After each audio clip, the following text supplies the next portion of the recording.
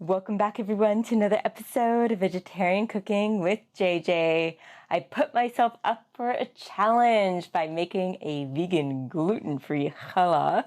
My first attempt was for the breaking of the fast after Yom Kippur, and I did impress one of the biggest critics, someone who's gluten-free who has celiac disease. Gave me some raving reviews, so I figured why not share this with everyone and inspire others to try something a little bit different. Maybe you know someone with celiac disease who would appreciate this. So feel free to try it out and let me know how it works out for you. But don't worry if it doesn't turn out the first time. There's always a second time and a third time. And the most important thing is that you put care, good energy into it. Take your time with it. Make sure you follow each step very carefully. But even if you don't get it perfect, just enjoy the process, have fun with it. And that's what we're going to do today. So without further ado, let's head over to the kitchen and get cooking.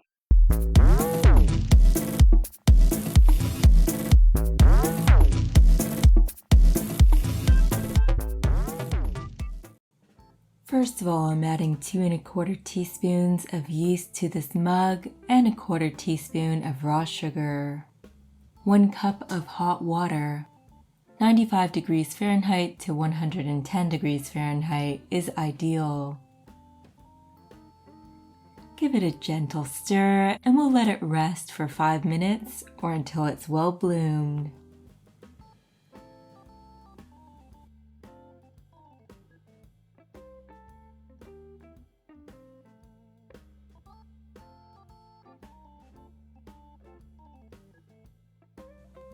Next, I'm going to warm up a 1/4 cup plus 2 tablespoons of coconut oil. We may not need the full amount.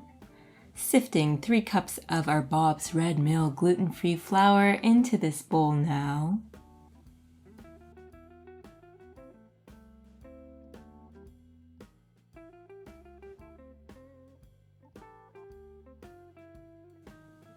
I'm adding 1 teaspoon of salt and 1/3 cup of raw sugar. I'm just whisking it together to incorporate everything evenly.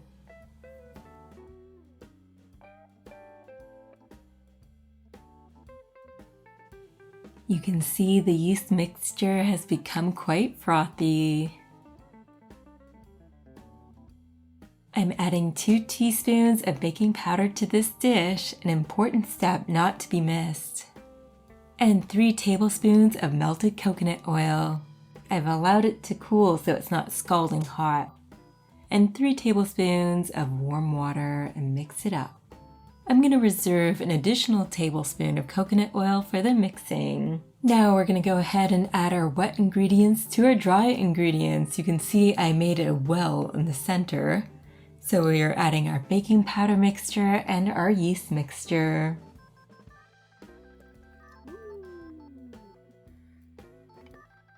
And I'm adding the additional tablespoon of coconut oil.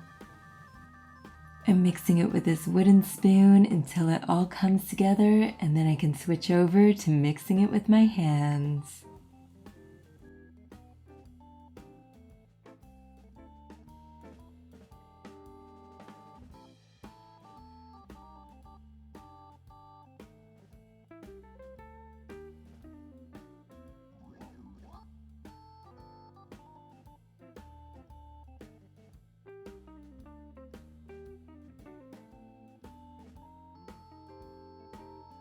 Did you know that bread could be called challah if it's used for Jewish rituals, such as on Shabbat, on Friday night? Some people may be outraged by this statement out of passion for their own traditions.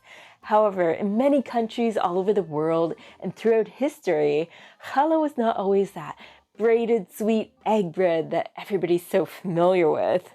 In Yemen, they would bake layered breads overnight, and in Syria and Caucasus, they would use pita bread. In Hungary, poppy seeds are the popular topping of choice. And in Libya, orange blossom water is the thing. And in Spain, they would even mix in pumpkin into the dough. And there's even water challah, which has mashed potatoes rather than eggs, and this came out of Germany. Ethiopian Jews enjoy a sweet spiced challah with some turmeric and nigella. Sephardic Jews of North Africa and the Middle East, they make their challah with spices, honey, olive oil, and nuts. And they don't use any sugar or eggs. In some parts of North Africa, they make a spiced, savory challah, and they enjoy it with some dips and appetizers. And in Greece and Turkey, they incorporate raisins and aniseed. Were you familiar with this before this video? If not, let me know in the comments below, or if you've tried these other unusual types of challah, feel free to drop me a line down below. I'm always interested to hear about your experiences.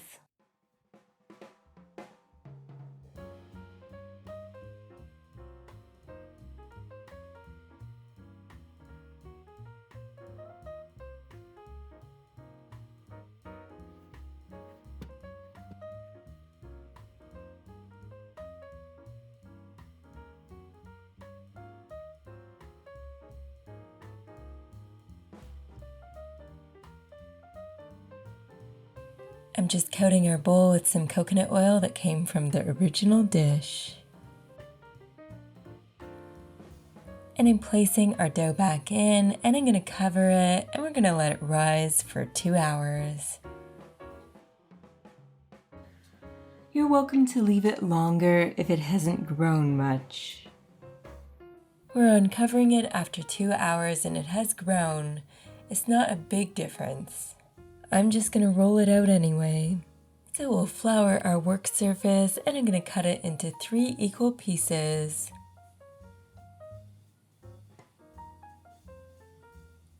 We'll roll out these pieces into ropes.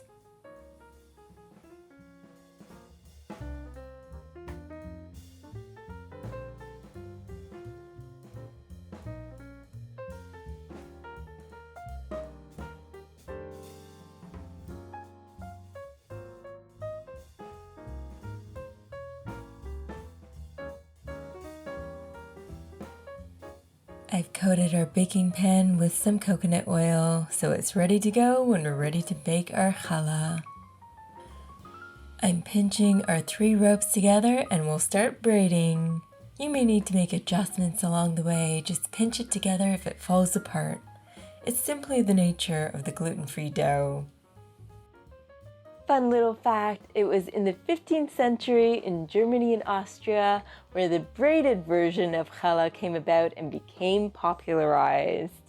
We have our challah in our baking pan now, so I'm just going to cover it and let it rise for an additional hour. Back in the temple days, Jews would take a piece of the challah dough and give it to the Kohanim, the high priests. Nowadays, people take this piece of dough and they burn it to commemorate the traditions of the temple days. 15 minutes prior to baking, preheat your oven to 350. We're uncovering our challah. We've had a little bit of growth. You'll notice the crevices are deeper.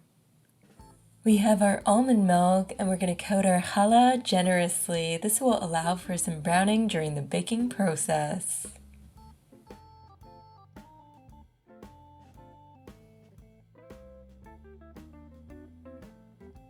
And I'm topping our coated challah with our black and white sesame seeds. I'll pop our challah in the oven and we'll bake it for 30 minutes.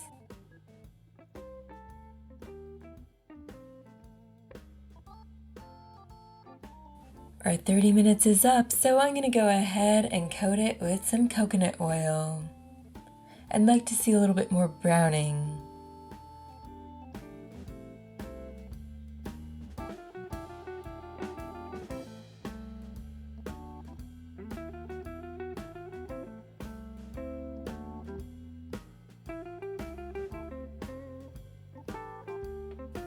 And I'm going to pop it back in the oven for about 5 minutes or so. Now it's time to take our challah out. And we got a little bit more browning, but I don't want to over bake it.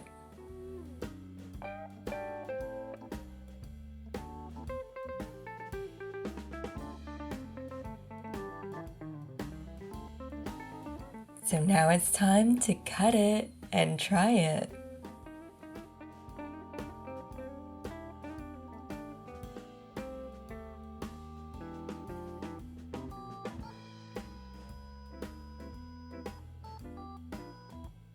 And take a look at that beautiful crumb.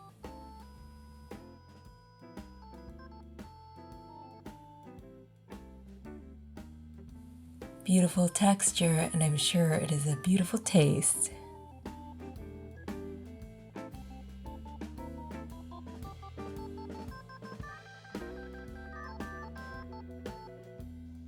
Okay everyone, it's time to try our vegan gluten-free challah, and I'm excited. I would have liked to have seen it rise a bit more, but it looks pretty good to me, so take my first bite.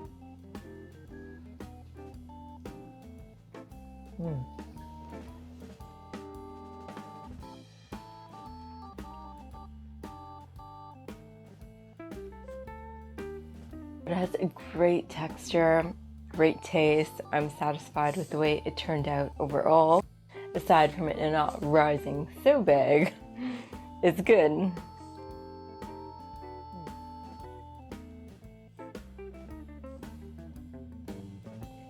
So there you have it, my second time ever making vegan gluten-free challah, and it turned out great. I've enjoyed it.